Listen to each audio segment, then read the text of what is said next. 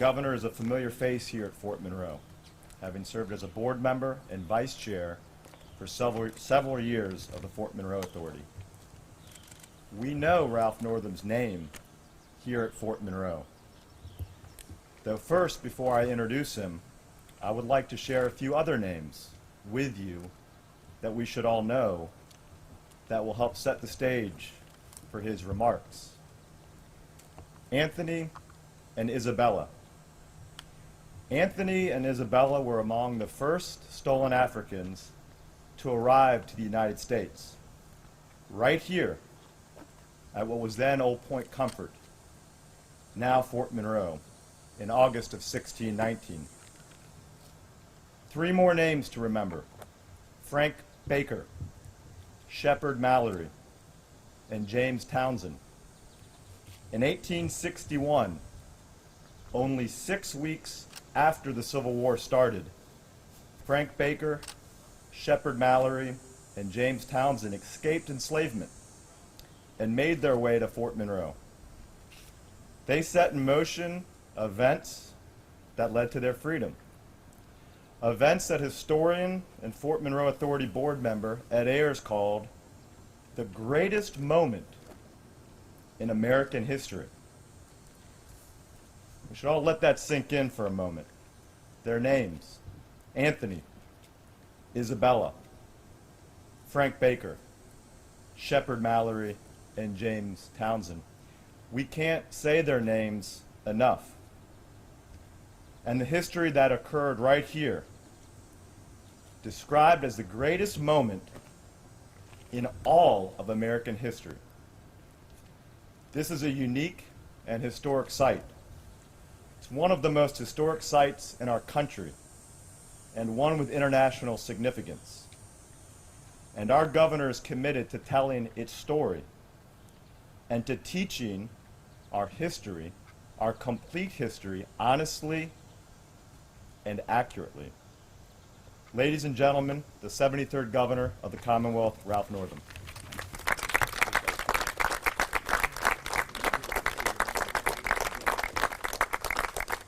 Well, good morning.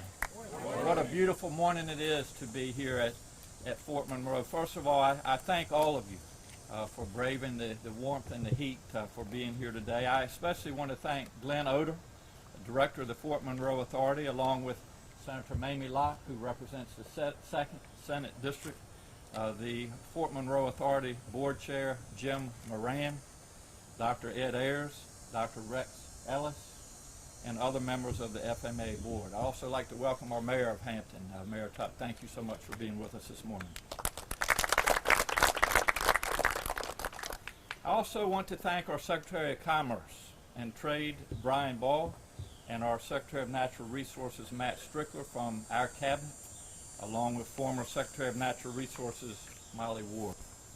Last week, I was in Jamestown to commemorate the 400-year anniversary of representative democracy in America.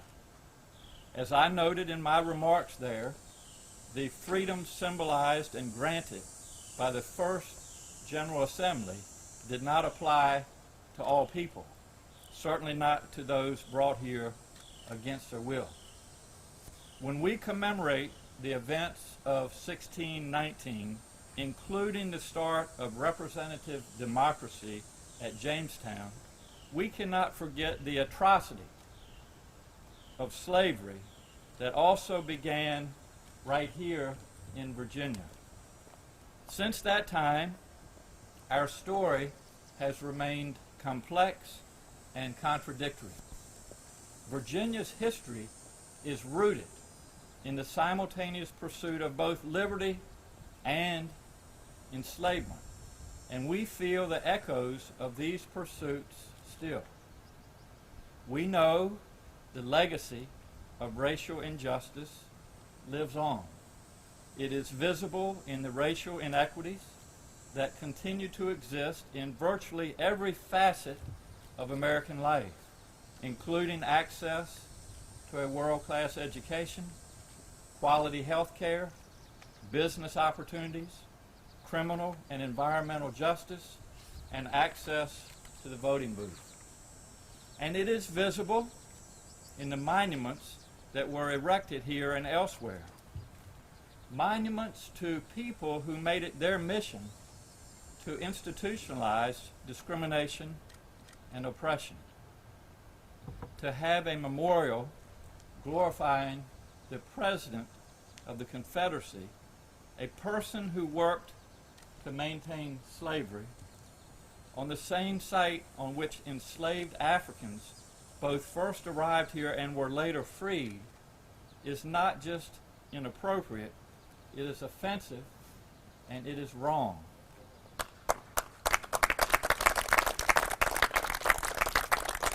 In April, I wrote to David Stroud, the Historic Preservation Officer of the Fort Monroe Authority. I asked him to approve removal of the Jefferson Davis Arch here at Fort Monroe. Mr. Stroud and Julie Langen, Director of the Virginia Department of Historic Resources, reviewed that request in great detail. And they worked hard to ensure that the public was engaged and the process transparent as the fate of the arch was discussed. They held 4 public comment sessions and conducted a thorough and visible process that included a variety of stakeholders. Based on their recommendation last week, I signed a mitigation agreement allowing us to remove references to Davis from the arch and park. On Friday, the letters came down. That morning, as workers cut down the words Jefferson Davis Memorial Park, I was on pre-planned visits to 2 different sites in our Commonwealth. One, the Freedom House in Alexandria, was where enslaved people were separated from their families, sold, and traded as property as part of the domestic slave trade. The other was the Contraband and Freedmen Cemetery, also in Alexandria, where enslaved men, women, and children, many of them first freed right here at Fort Monroe, were later buried. These 2 places seek to tell the true story of enslaved people, their resilience, their faith, and their determination to fight for a better life. Here, our effort to tell the full story will include new interpretive signs placed here at the foot of the hill and on the ramparts. These signs will provide important context for the arch, the park, and the history of Fort Monroe. The letters taken from the arch will be donated to the Casemate Museum here on the Fort Monroe grounds.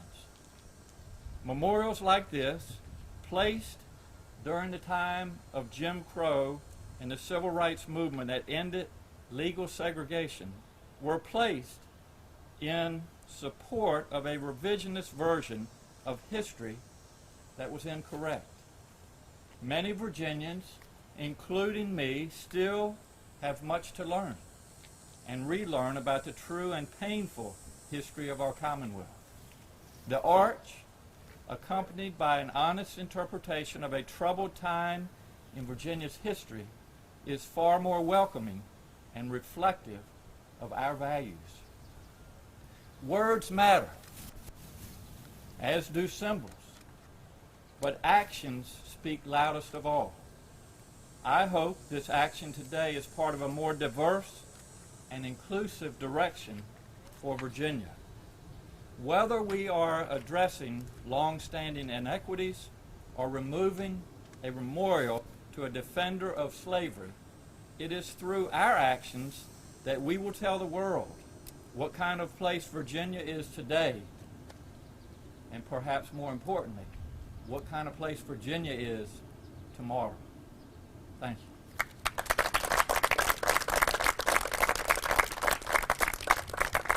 I would now like to introduce a friend to all of us, certainly a friend to Hampton, a friend to the Commonwealth. She has just been a tremendous leader. She also is a member of the Fort Monroe Authority Board and has done wonderful work. And I just thank her for her leadership and thank you for your support of our goals here at Fort Monroe and across the Commonwealth of Virginia. Please welcome to the podium the senator from the 2nd District representing Hampton, Virginia, Senator Mamie Locke. Mamie, welcome.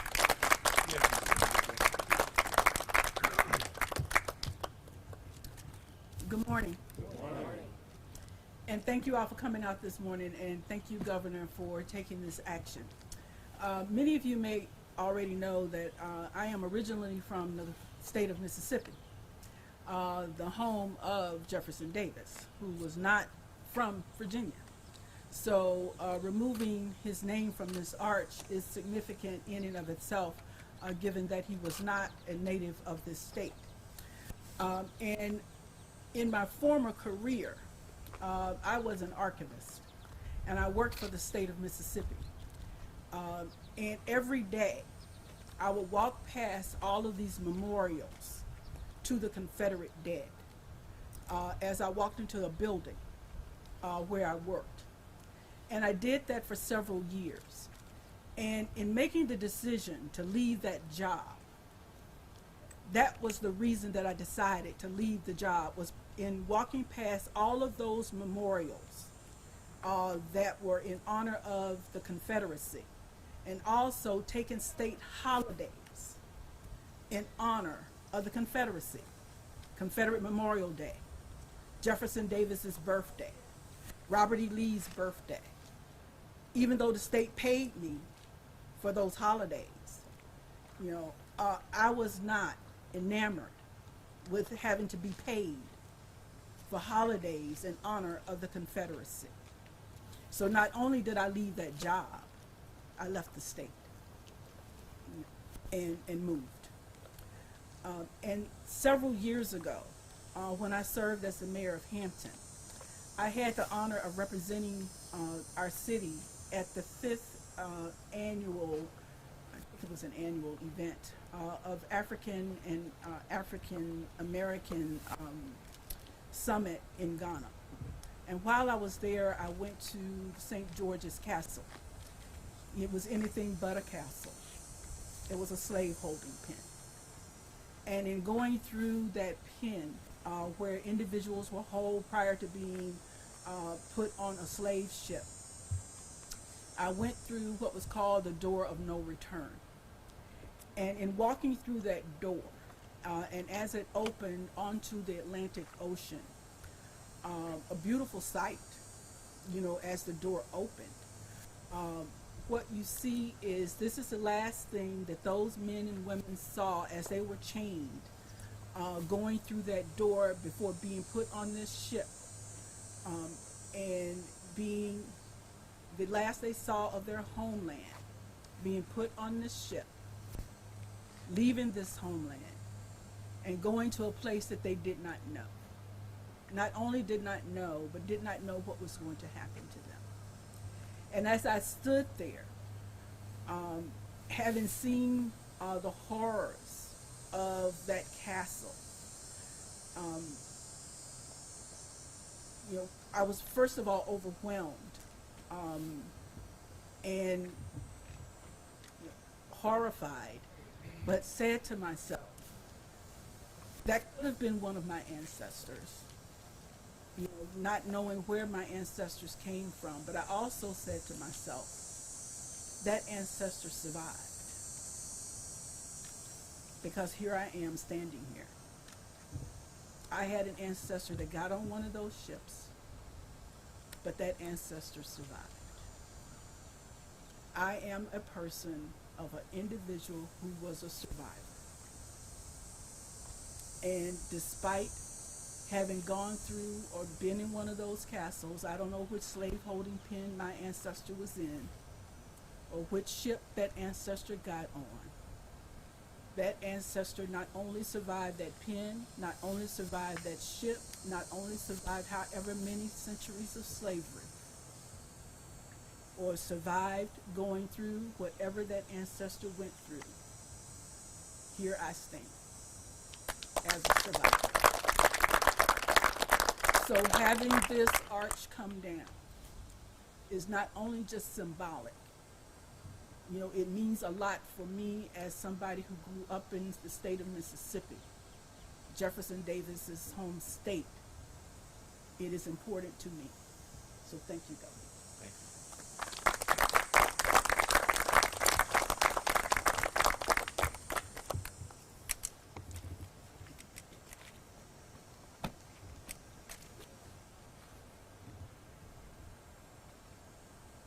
Good morning. Good morning. As a member of the Fort Monroe Board of Trustees, I certainly applaud the initiative of Governor Northam and his efforts to expand the history and broaden the story of Fort Monroe. Because this is an American story that does not reside in one historical moment, but many.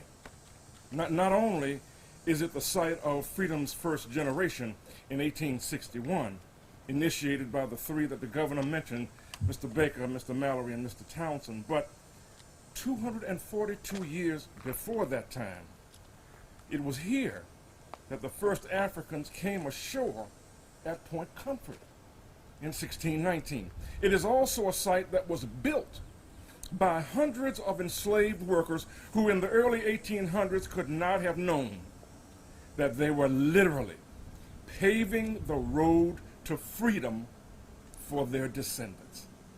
This fort might have been designed by a French engineer, but enslaved carpenters and stonemasons and plasterers and stone cutters and boatmen and others would build the casemates, fashion the moat, erect the buildings that protected freedom's first generation. It was here that the first black freedmen and women became Americans.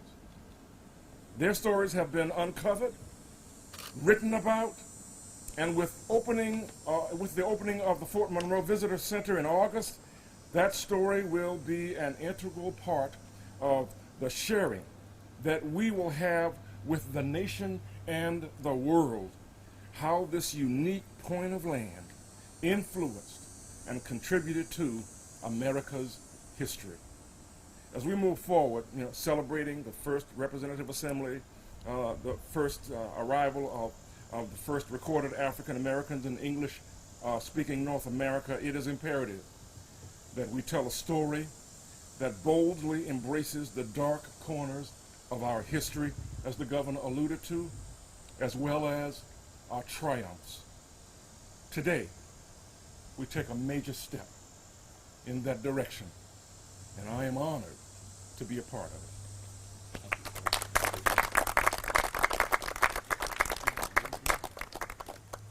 I just wanted to thank you all again for being here with us this morning, and as you see, we have some historical markers.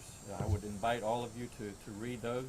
They reflect the history of this arch, and we all will move forward together, celebrating Virginia, but as I said earlier, recognizing that we have a very complex history, and in order to move forward, we first must know the truth, and this is part of telling the truth. So thank you all for being with us this morning, and I hope you all have a wonderful day. And to the press, if you all would like, I'll be glad to answer some questions over here. Thank you all so much.